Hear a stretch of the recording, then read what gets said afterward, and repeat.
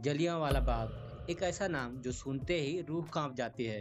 इतिहास के पुस्तकों में कितनी ही बार हमें जलियांवाला बाग हत्याकांड के बारे में पढ़ाया गया है, लेकिन उस नरसंहार के बाद जो असली लड़ाई लड़ी गई वो मैदान में नहीं बल्कि अदालत में लड़ी गई थी। और उस लड़ाई को लड़ने वाले का नाम था श्री शंकरराव नायर। और केसरी चैप्टर 2 इसी लड़ाई को पर्दे पर दिखाएगा।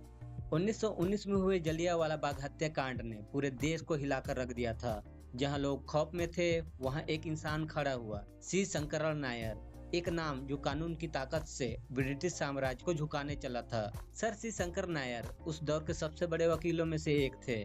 वे मद्रास हाई कोर्ट के पहले भारतीय जज थे, इंडियन नेशनल कांग्रेस के प्रेसिडेंट, ब्रिटिश वायसराय की काउंसिल के सदस्य। लेकिन जब जलियांवाला बाग में मासूमों को गोली से भून दिया गया तो उन्होंने उस कुर्सी को ठुकरा दिया और इस्तीफा दे दिया। एक ऐसा फैसला जिसने अंग्रेजों के अंदर हलचल मचा दी थी।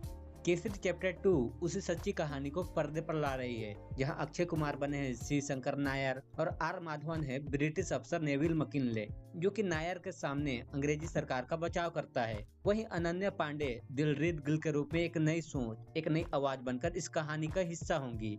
ये फिल्म गोलीबारी की नहीं बल्कि शब्दों की, तर्कों की और एक इंसान की निडरता की कहानी है, जहां एक भारतीय वकील ने अकेले ब्रिटिश साम्राज्य को अदालत में चुनौती दी थी। अरे वही केस है जिसकी कहानी को किताब में लिखा गया है, the case that shook the empire, जो बताती है कि कैसे एक लीगल बैटल ने ब्रिटिश एम्पायर की नींव को हिला दी थी।